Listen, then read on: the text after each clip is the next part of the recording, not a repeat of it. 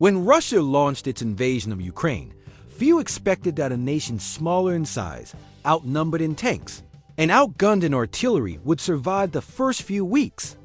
But months turned into years, and something extraordinary happened.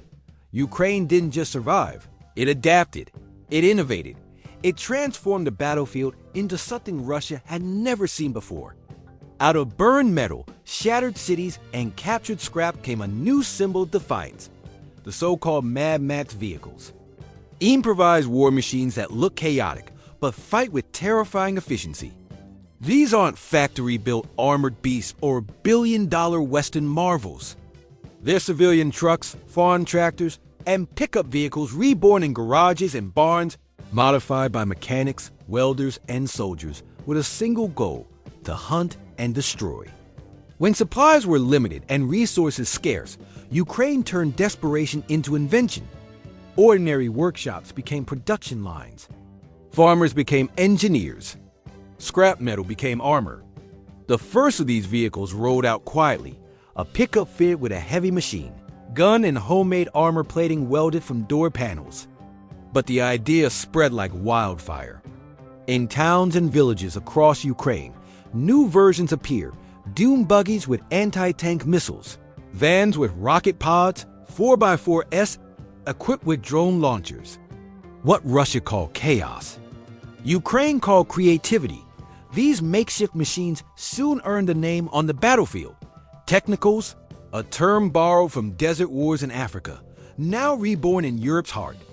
They're light, fast, and brutally effective.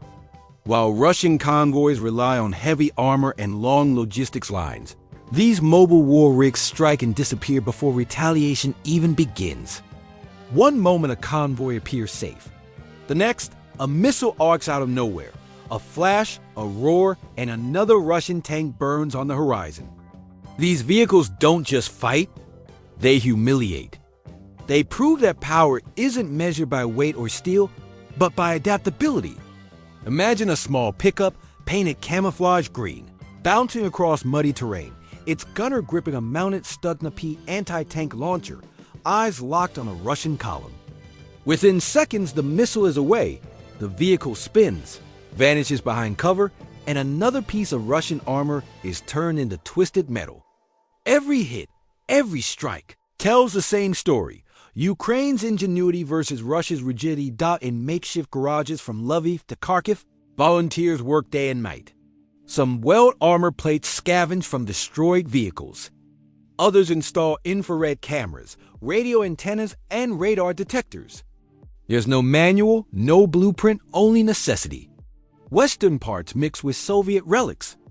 You'll find Toyota frames carrying Javelin systems, Ladas with grenade launchers, and dune buggies armed with laser-guided Courser missiles. The engineering might look rough, but the results are precise. A three-man crew can hit, move, and strike again before Russian drones even identify their position. Speed is survival. When Russian artillery tries to target them, these vehicles vanish, weaving through forests, hiding in barns, waiting for their next ambush.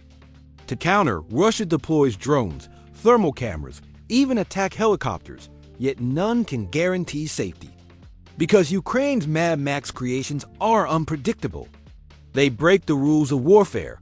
Western analysts compare this evolution to the guerrilla tactics of old, David versus Goliath, but with 21st century tech. Instead of slings and stones, Ukraine uses drones, night vision, and GPS precision. These rigs have become hybrid beasts, part vehicle, part mobile weapons platform. Some are equipped with automatic mortar systems. Others carry loitering munitions ready to release from the back seat. There's footage of a converted van carrying 10 drones, each programmed to strike a different target, turning one cheap vehicle into a multi-strike weapon system. And every time Russia adjusts, Ukraine evolves again. When jamming increases, Ukrainian engineers switch frequencies. When armor improves, they adjust payloads. Every adaptation, every change shows a deeper truth. Innovation has become Ukraine's strongest weapon. The psychological effect is just as powerful. Russian soldiers trained to face tanks and jets. now find themselves hunted by invisible enemies driving what look like civilian cars. A convoy traveling through the countryside might see dust trails in the distance, then nothing. Then suddenly explosions erupt around them.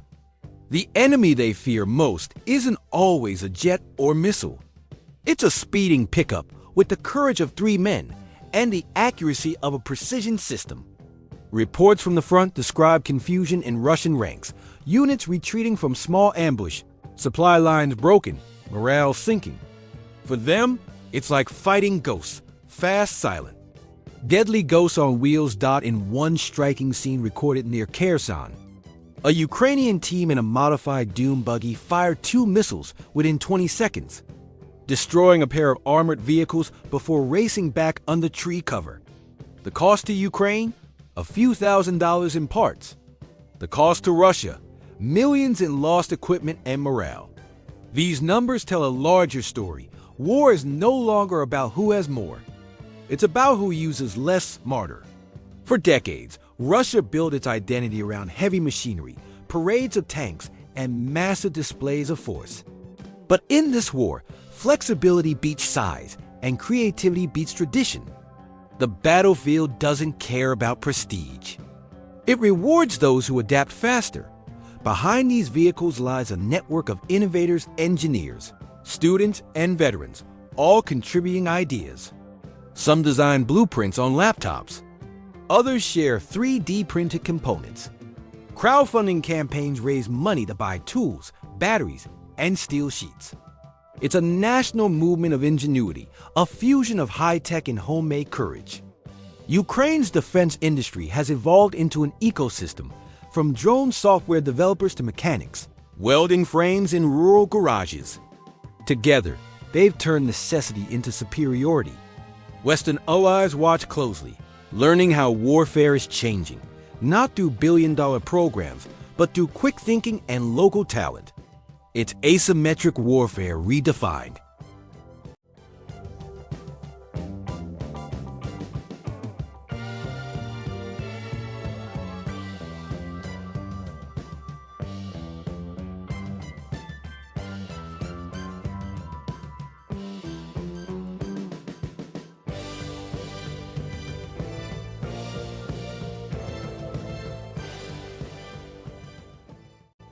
Russia, meanwhile, struggles to respond. Its forces are built for traditional combat, lines of tanks, heavy artillery barrages, centralized command. But against fast, decentralized swarms, those doctrines collapse. By the time Moscow issues an order, the threat is gone. Satellite images reveal Russian convoys hit again and again by small mobile units, vehicles that cost less than a single shell, but strike with surgical precision. Attempts to counter with airstrikes or attack helicopters often fail because the targets move too quickly or blend into civilian terrain. Even when Russia destroys one vehicle, 2 more appear elsewhere, built from the wreckage. Every loss becomes new material for Ukraine's next invention. As the conflict drags on, these machines have grown more sophisticated. Early models were rough, welded metal, unbalanced armor, exposed crew positions. Now they come fitted with thermal imaging, reinforced cages, and reactive shields. Some use hybrid engines to reduce noise. Others mount portable radar systems for targeting. Drones scout ahead, feeding live data into laptops mounted inside dashboards.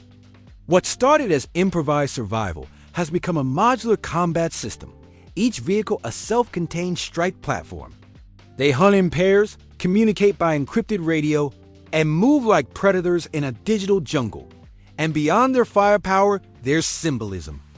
To Ukraine, these vehicles represent resistance, a visual statement that even the smallest workshop can produce something mighty. Each welded plate, each improvised gun mount carries the fingerprints of citizens fighting for survival. Videos shared online show smiling crews posing with slogans painted across the armor. Made in Ukraine, for freedom, no retreat. These aren't just machines. They're morale on wheels. Every time one rolls out of a shed, it sends a message. We're still here, we're still fighting, and we'll keep fighting until every inch of our land is free. Foreign militaries studied this phenomenon closely. Western analysts note that Ukraine's approach could redefine low-cost warfare, proving that innovation doesn't require billion-dollar budgets. A pickup truck with a modern missile can neutralize a tank worth $10 million. The math is brutal, efficient, and undeniable. Even NATO officers admit they're witnessing a revolution. In war colleges, they teach about asymmetric conflict. In Ukraine, they're seeing it live.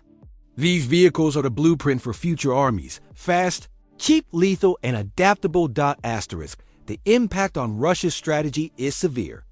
Logistical routes once considered safe are now death traps. Supply trucks need heavy escorts, and fuel convoys crawl behind air defense vehicles that still can't stop surprise attacks. Each day, reports emerge of sudden strikes deep behind enemy lines, carried out by small teams driving what look like ordinary jeeps. The Kremlin's frustration grows. Advanced missiles and massive artillery pieces mean little when they can't catch a target moving like smoke. The irony is hard to miss. Russia entered Ukraine expecting a short, glorious campaign to display its might. Instead, it faces a battlefield that looks more like a wasteland from Mad Max than a conventional war where speed, creativity, and courage dominate.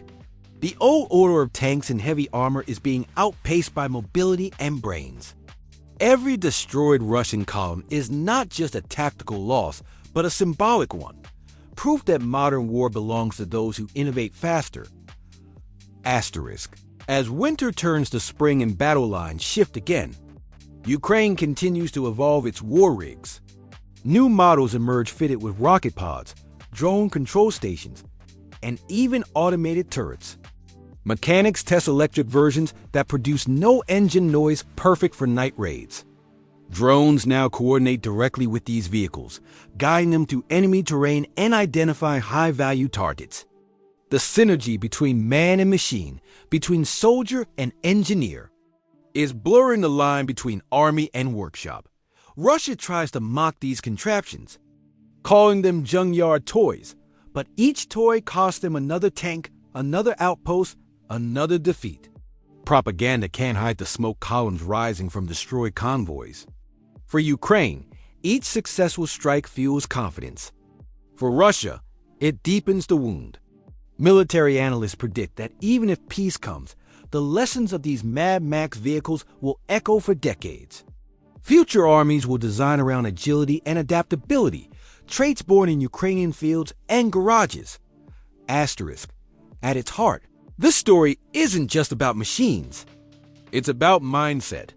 It's about a nation that refused to surrender, that turned scarcity into strength and fear into innovation. The war has tested Ukraine's limits, but it has also revealed its genius. Every mechanic who picked up a welding torch, every farmer who converted his tractor, every volunteer who donated parts, they all contributed to rewriting the rules of modern combat.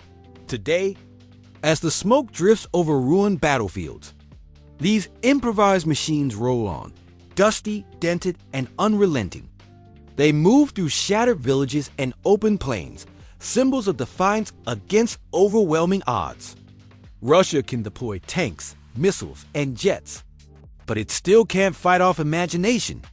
Because in this war, creativity is the ultimate weapon, and Ukraine has mastered it.